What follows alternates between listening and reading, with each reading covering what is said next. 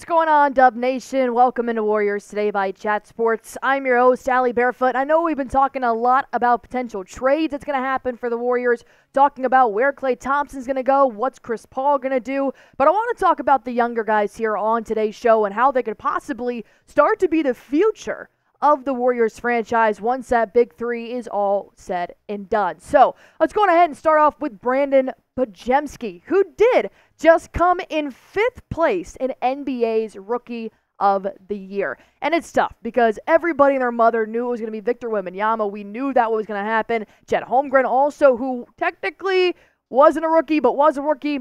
Kind of weird scenario, but of course we had Brandon Miller, Jaime Jaquez Jr., and then Brandin Podziemski, who did put himself there in 3rd place votes. So obviously, NBA analysts out there are seeing what Warriors fans have been seeing, what Brandin Podziemski can do. So before I break down what he has done here for the Golden State Warriors, I want you guys to go ahead and show the rookie some love.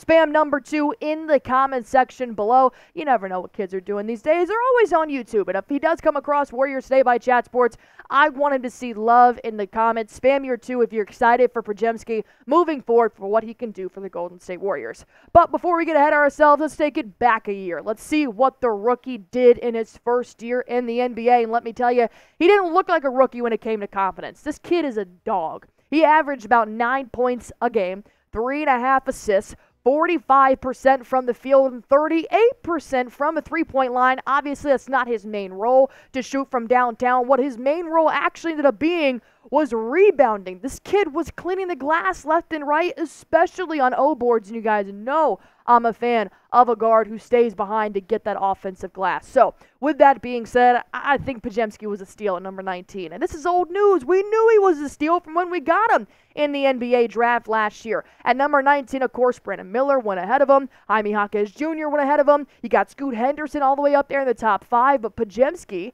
is in the running for NBA Rookie of the Year. Should I say was in the running, at least at 5th place, which I'm counting it. We all knew what Victor was going to do. The guy's insane in San Antonio, but what Podziemski did in the Golden State Warriors uniform is making me really, really excited for what these younger guys could produce here for a typical veteran ball type of mentality that Steve Kerr has had. Plus, he's got to be a shoo-in for NBA first team all rookie. And I know there can only be 2 guards that end up getting either a first-team nod or a second-team nod, but I don't think there are that many players out there at his position that did what he did, especially for the Warriors, who have been such a dynasty over the last decade. This wasn't walking into some scrub old organization that's been trying to rebuild for several years. This is the Golden State Warriors. And to have a rookie come in and do what he did and make a splash, I think it really speaks volumes. And I know Brandin Podziemski, like I said, the kid is cocky, but it's a good kind of cocky. It helps elevate the scrappiness of the team. And with that, Brandin Podziemski did touch on this a little while ago, talking about how he thinks he should be on the All-NBA rookie team. Podziemski said, I don't know how they look at it. If it's numbers-based, if it's wins-based, if you're impacting the team. All in all, if you look at the top 5 rookies, I think I'm in that category. Just based on what I bring on a daily basis, who I have around me, what kind of team I'm playing on, my usages. Because I feel like if I was in some of the other rookie situations, I'm still putting up more numbers too. And you got to credit to him. He didn't take the limelight away from Steph Curry. He didn't overshadow anybody he didn't need to overshadow, except he just did his job. He understood the assignment that he doesn't need to score the most points every single night. When there wasn't a secondary scorer, when Klay Thompson was having one of those shaky games, 0 for 10, Podziemski knew how to actually score the basket, also help out in the box score with rebounds and assists, and he played the most minutes out of the young core. He played 26.5 minutes a game, more than Jonathan Kuminga, Moses Moody, Trace Jackson Davis. He was one of the best available options for Steve Kerr, and I do want to break down how influential he is here for the Warriors in just a moment, because I've got to take a break to tell you guys about our sponsor here on Warriors Today. It is my favorite daily fantasy sports app, and it's also America's favorite daily fantasy sports app. That's why they're number 1. I play this constantly, especially for the NBA postseason. NBA postseason, to me, there's already so much at stake that I might as well test out my skills, especially with other postseasons going on like the NHL, like the MLB regular season. So if you guys are getting tired of all the NBA stuff, I get it. You can also switch out. They have no bias. You can mix and match on your entries, and If you just pick more or less on a player's projected stats, a minimum of 2 players, maximum of 6 players, you can win up to 100 times your money with as little as 4 correct picks. I only went with 3 here because I had to take advantage of 2 major promotions that are going on right now at Prize Picks every Tuesday. Every single Tuesday is Taco Tuesday, which means they have a discount on a player's projected stats. If you guys are watching the Boston Celtics, Derek White is him. And they gave me a projection, a discount on projection. I'm taking it. He normally had 16.5 points. They gave him 12.5 points, so of course I took the more.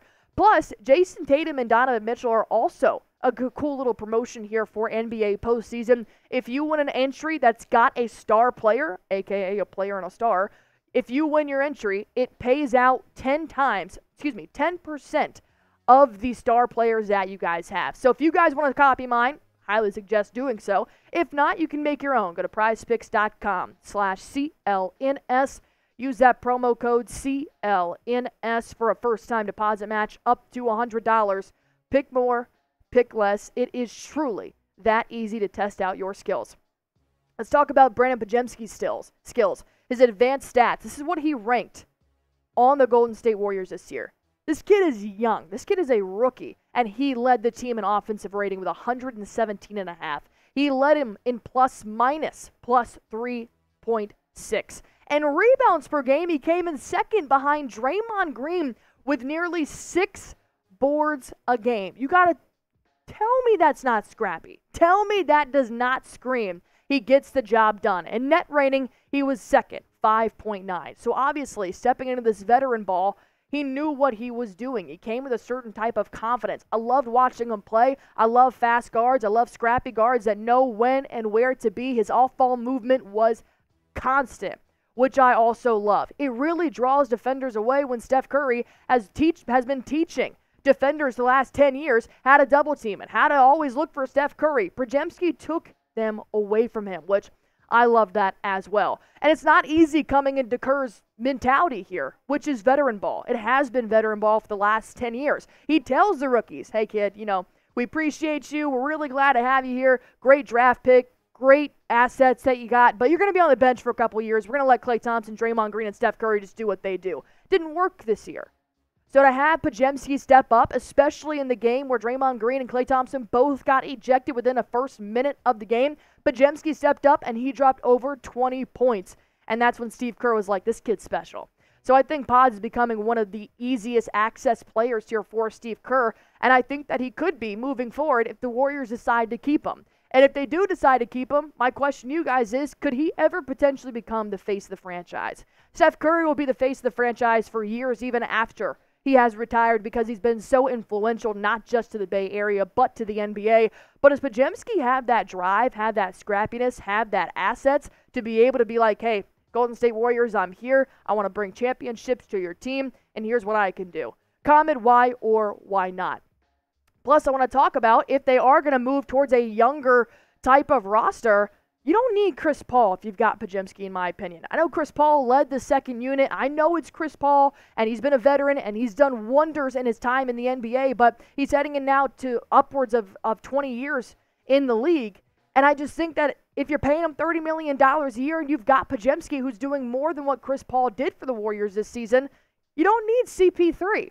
But if you are going to stick with Podziemski, you can officially waive Chris Paul. But if you trade him away, you might want to keep Chris Paul there in your back pocket. Overall, if you're going to work around Curry, I absolutely agree with it. I think the front office should be focused on that. Getting a superstar to help out Steph Curry to potentially win a ring in his final years here in the NBA. But they also have to get younger. And the good news is, new players are coming in every single year, including in the NBA draft, which the lottery is on Sunday. And this recent report did just come out. The Golden State Warriors have a 3.4% chance of getting a top 4 draft pick. Of course, this goes along in the lottery.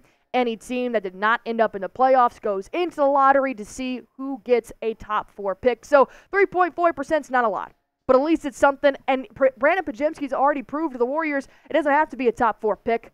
You can do top 19, and he's still going to produce great numbers. But this is not just me talking. Shaquille O'Neal thinks the exact same thing. He thinks the Warriors need to get younger. He said, what needs to happen for Golden State, I think they need to think about getting younger because Steve Kerr said it.